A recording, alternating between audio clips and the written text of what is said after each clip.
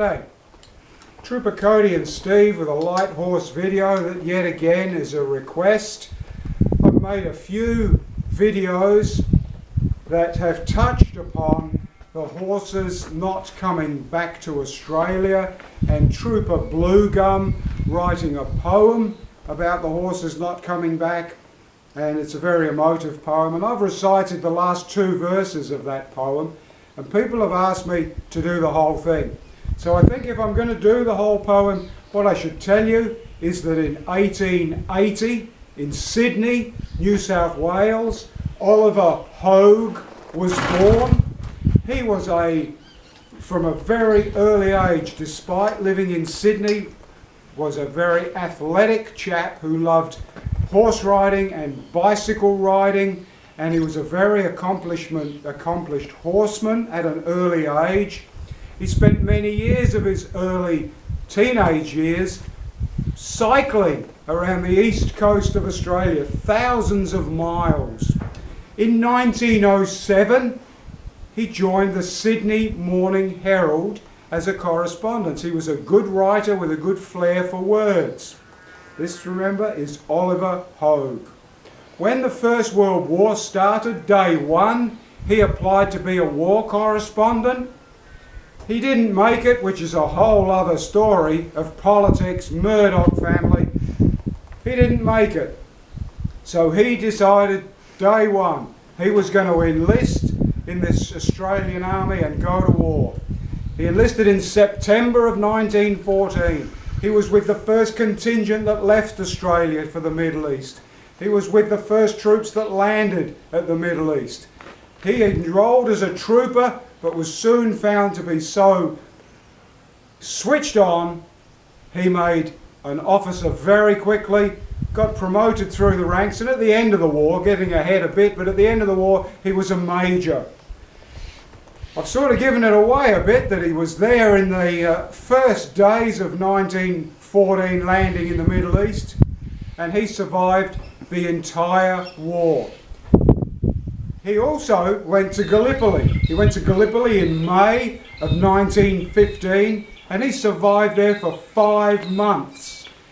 He left in October of 15 only because he had enteric fever so bad he actually had to be sent back to the UK for convalescence. This took about 3 months, and in the early days of 1916 he was back in the Middle East again. He was always with the Light Horse in the Middle East, the second Light Horse. And he was renowned as an officer that was always at the front line and in the thick of things and leading from the front. The other thing about him, no disrespect to English officers at the time, but his men loved him. And that was because he was a fair income bloke with common sense. He got respect from his men while still being able to be one of them. The whole time he was there, he was also a journalist for the Sydney Morning Herald and unofficially wrote stories and poems for the Sydney Morning Herald. And remember, he wasn't supposed to because he wasn't an official war correspondent going through the censorship of the British censorship. Part of his writings were criticism of the British and the British press for not acknowledging the things that the Australians did, just not talking about it, and heroic acts never being mentioned in the British press. Battle of Romani, Bill the Bastard. Of course, he did all this under the pseudonym Trooper Bluegum. Oliver Hogue survived the entire First World War, 14 through to 18, November 18, the armistice is declared. That whole time I've said he was on horses. He was a light horseman. They loved their horses. Their horses saved their lives so many times. So when the news came that none of the horses were going back to Australia and that slightly over 2,000 of them were going to be put down, he wrote an emotive poem. What you got to remember about this poem if I can get through it, is that he wrote this in the Middle East after the war had finished, knowing the horses weren't going back and that the men were going to go back to Australia without their horses. So here's the poem, The Horses Stay Behind, if I can get through it. In days to come, we'll wander west and cross the range again. We'll hear the bush birds calling from the green gums after rain. We'll canter through the Mitchell grass. We'll breast the bracing wind. But we'll have other horses. Our chargers stay behind. Around the fire at night we'll yarn about the old Sinai. We'll fight our battles over again. And as the days go by, there'll be old mates to greet us. The bush girls will be kind.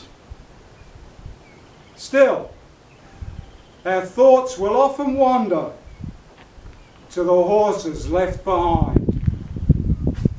I don't think I could stand the thought of my old fancy hack just crawling round old Cairo with a jippo on his back.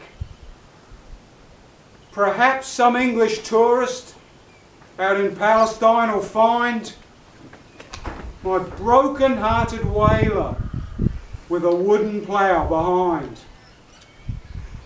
No, I think I better shoot him than tell a little lie.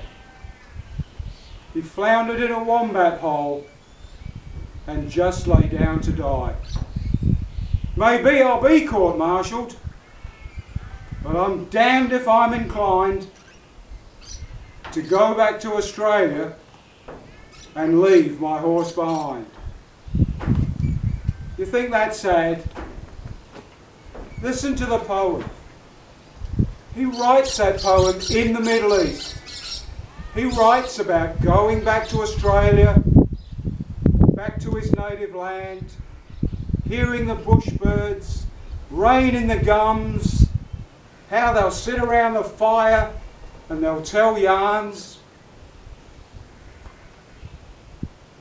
And Trooper Bluegum, Major Oliver Hogue, who survived the whole war, 14 to 18, who survived Gallipoli, left the Middle East, went back to England, waiting for the ship to take him home to Australia, and all those things he wrote about in his poem. And on the 3rd of March, 1919, in London,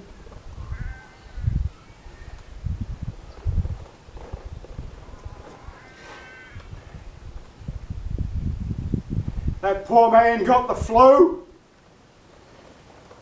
and died. Trooper Bluegum, Oliver Hogue, is buried in the Brookwood Cemetery in Surrey, England. One of many little-known Australian heroes. Cheers! If you enjoyed the video as much as it's possible to enjoy it, subscribe. Cheers.